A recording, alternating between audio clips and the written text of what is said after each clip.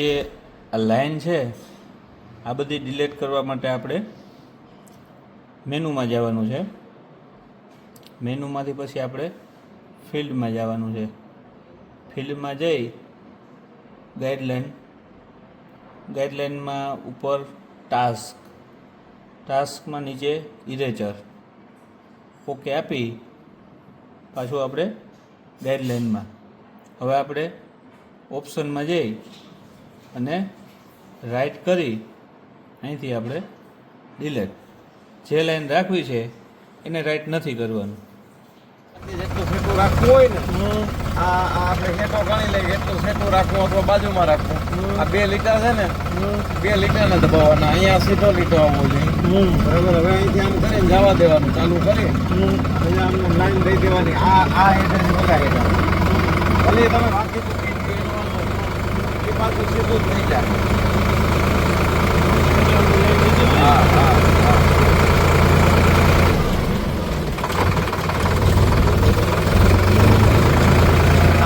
ખાલી હેઠેથી કેટલું છેટું રાખવું ને એ નક્કી કરીને જવા દેવા.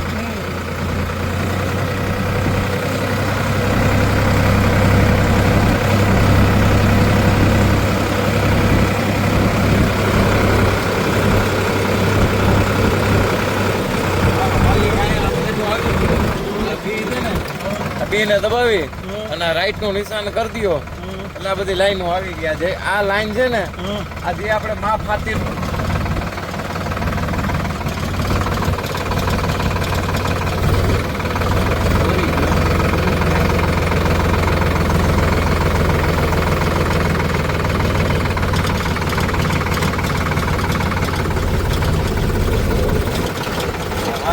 લાઈન ઉપર છે ને અહીંયા આમ કરીને દબાવો ઓટો એટલે ઓટોમેટિકલી લાઈન ઉપર વહી જાય.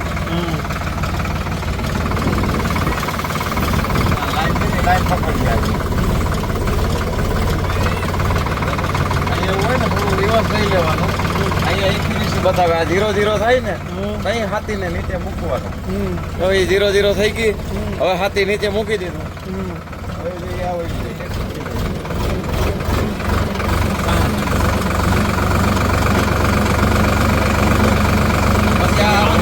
શામાં તમે આજે કામ મૂકીને ગયા હો અને પછી અહીંયા તમારે વેરિએશન આવતું હોય તો તમારે શું કરવાનું છે, બટનને ઓટોમાં નાખી બરાબર પછી ધજાથી નીચેનું બટન છે એને તમારે ક્લિક કરી દેવાનું છે.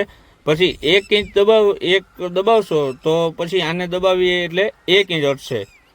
પાછું દબાવશો એટલે 2 ઇંચ. 5 ફેરે દબાવશો તો 5 ઇંચ હટીએ. જો બગડા ઉપર તમે ક્લિક કર્યો પછી બગડો દબાવશો પછી ઉપર પાછું હટાડવા માટે દબાવશો તો એ 2 થાય. 2 પછી 2 4, 4 પછી 6. પછી 0.5 કરવું હોય, અડધો ઇંચ હટાડવું હોય તો અડધો ઇંચ અહીંથી હટશે. લેફ્ટ રાઈટ બે બાજુ એમ કરી અને તમે ચાહને એડજસ્ટ કરી શકો.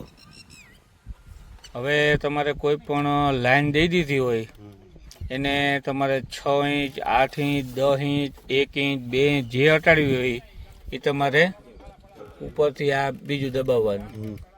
પછી એમાં આ નીચેનું ગાઈડલાઈન ટ્રાન્ઝેક્શન.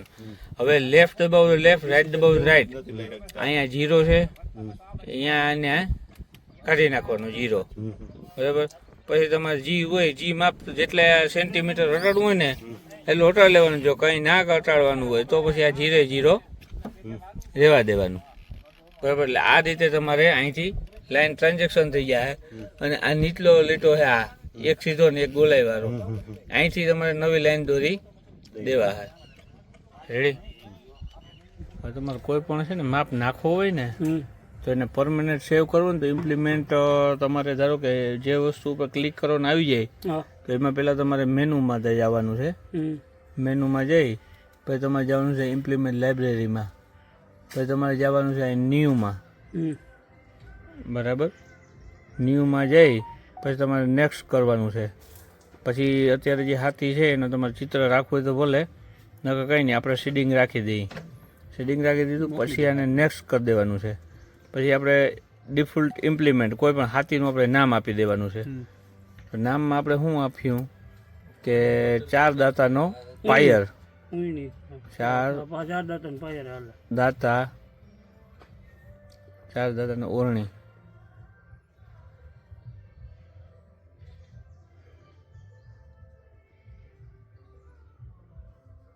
ચાર દાંતા ઓરણી. પછી નેક્સ્ટ, પછી હવે અહીંયા આવી ગયું સ્કીપ ઓવરલેપ. ઓવરલેપ છે તો કેટલાનું છે? 26નું છે ને?